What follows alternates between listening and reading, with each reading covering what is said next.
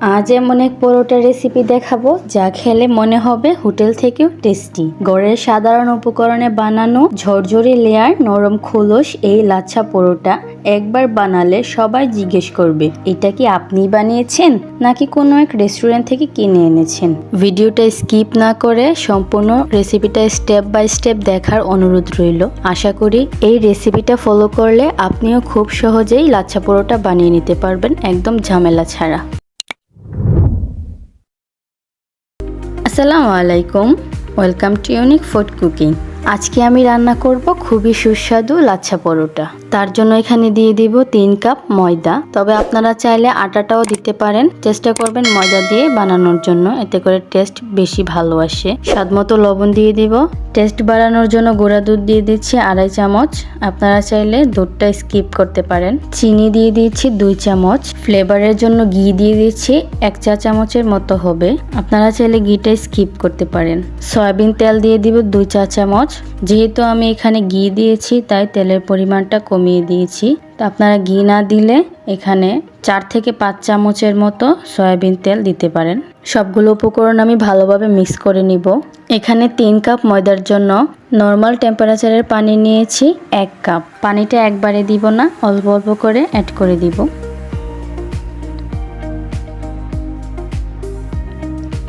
ভালোভাবে মথে একটা ডো বানিয়ে নিচ্ছি।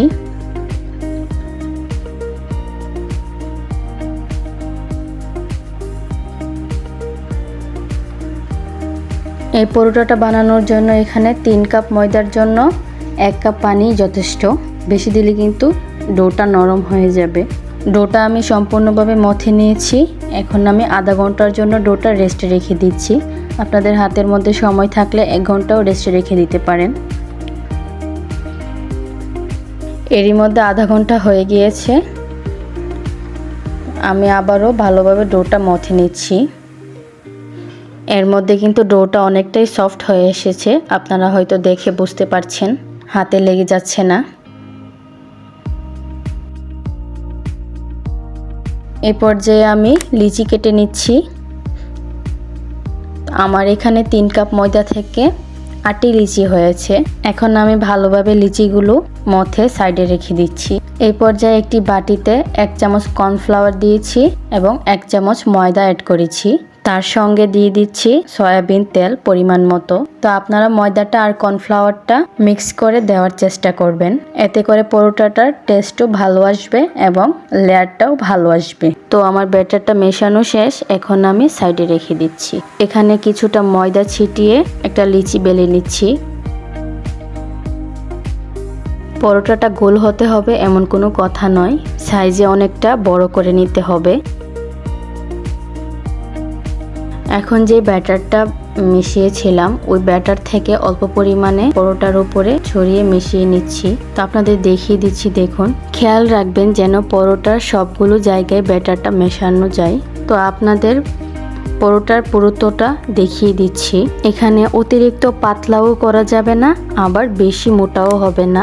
নর্মাল পরোটার থেকে কিছুটা পাতলা করে নিতে হবে। আপনারা হয়তো দেখেই বুঝতে পারছেন আমি কিরকম পাতলা করে নিয়েছি। এখন আমি একটি ছুরির সাহায্যে পরোটাটা একদম চিকন চিকন করে কেটে নিচ্ছি।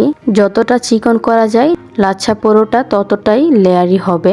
আপনারা ঠিক এরকম চিকন চিকন ভাবে কেটে নেবেন। যেহেতু আমি নিচে ময়দা ছিটিয়ে দিয়েছিলাম তার জন্য নিচে লাগবে না। এরকম আলতোভাবে লেয়ারগুলো আমি উঠিয়ে নিচ্ছি। এখন আমি আলতো হাতে টেনে টেনে লেয়ারগুলো লম্বা করে নিচ্ছি। বেশি জোরে টানতে যাবেন না, না হলে কিন্তু ছিঁড়ে যাবে। আপনারা চাইলে 1 থেকে 2 মিনিট রেখে দিয়ে তারপর টেনে নিতে পারেন, এতে করে খুব সহজেই লম্বা হয়ে যাবে। দেখুন কতটা লম্বা হচ্ছে।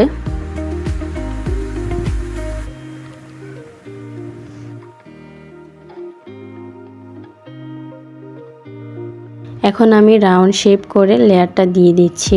বেশি চাপ দিবেন না, লেয়ারটা আলতো হাতে দিতে হবে।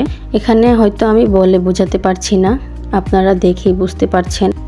আমি যেভাবে পরোটাটা বানাচ্ছি আপনারা চেষ্টা করবেন ওইভাবেই পরোটাটা বানানোর জন্য, দেখবেন একেবারে পারফেক্ট হবে।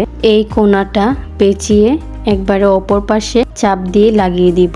আপনারা হয়তো দেখেই বুঝতে পারছেন আমি কিভাবে পরোটাটা বানিয়েছি। এই পর্যায়ে কিন্তু চাপ দিলে পরোটাটা হবে না। এখন আমি 5 থেকে 6 মিনিট এটাকে রেস্টে রেখে দিচ্ছি। আপনাদের আরও একটি স্টাইলে লাচ্ছা পরোটা বানিয়ে দেখাচ্ছি। একটা রুটি বলে এর মধ্যে কর্নফ্লাওয়ারের ব্যাটারটা মিশিয়ে ঠিক এইভাবে লেয়ারটা দিয়ে দিচ্ছি। আপনাদের হয়তো আমি বলে বোঝাতে পারছি না, কিন্তু আপনারা দেখে অবশ্যই বুঝে নেবেন যে আমি কিভাবে পরোটাগুলো বানিয়েছি, এবং এই রেসিপিটা ফলো করে অবশ্যই এইভাবে পরোটাটা বানিয়ে নেবেন। দেখবেন একদম পারফেক্টভাবে পরোটাটা বানিয়ে নিতে পারবেন।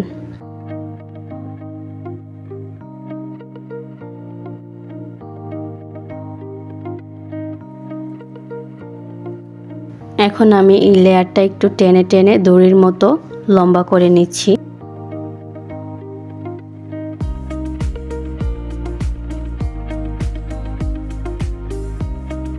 লিচিটা এই পর্যায়ে গোল গোল করে পেঁচিয়ে নিব আলতো হাতে, এবং এই কর্নারটা পেঁচ দিয়ে অপর পাশে চাপ দিয়ে লাগিয়ে দিচ্ছি।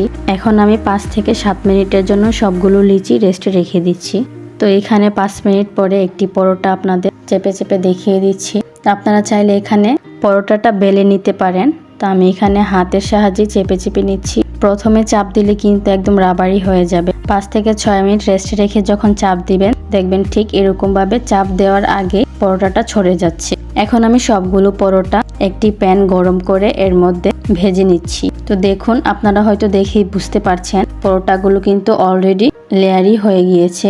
মিডিয়াম আছে আপনারা অবশ্যই পরোটাগুলো আস্তে আস্তে ভেজে নেবেন। তো আমি এখানে সামান্য পরিমাণ তেল দিয়ে সবগুলো পরোটা ভেজে নিচ্ছি। দেখুন, এরই মধ্যে কিন্তু আপনারা হয়তো দেখেই বুঝতে পারছেন কতটা লেয়ারি হয়েছে, এবং এর টেস্টের কথা আর কি বলবো, একবার খেলে আপনার মুখে লেগে থাকবে। রেসিপিটা যদি ভালো লেগে থাকে তাহলে অবশ্যই একটি লাইক দিয়ে দিবেন, এবং ইউনিক ফুড কুকিং এর মজা নিতে প্লিজ একটি সাবস্ক্রাইব করে দিবেন এবং আমাকে সাপোর্ট করবেন। তা আমি এভাবে সবগুলো পরোটা ভেজে আপনাদের পরিবেশন করে দেখাচ্ছি। এখানে আপনাদের একটি পরোটা আমি দেখিয়ে দিচ্ছি। দেখুন কতটা লেয়ারি হয়েছে আর সফট হয়েছে। এই পরোটাটা খেতে এতটাই মজার হয় যে আপনি একবার খেলে আপনার মুখে লেগে থাকবে, এবং ছোট থেকে বড় সবাই এই পরোটাটা পছন্দ করবে। তো আজকে এই পরোটাটা আমি সিজলিং কাবাবের সাথে সার্ভ করছি। তো আপনারা চাইলে যে কোনো কিছুর সঙ্গে সার্ভ করতে পারেন, এবং বাচ্চাদের টিফিনেও দিতে পারেন, খুবই মজা লাগে। আর সিজলিং কাবাবের রেসিপিটা অলরেডি আমি আপলোড করে দিয়েছি আমার চ্যানেলে, আপনারা চাইলে এই রেসিপিটা দেখে নিতে পারেন। আজকের মতো এই পর্যন্তই, দেখা হচ্ছে অন্য কোনো ভিডিওতে। আল্লাহ হাফেজ।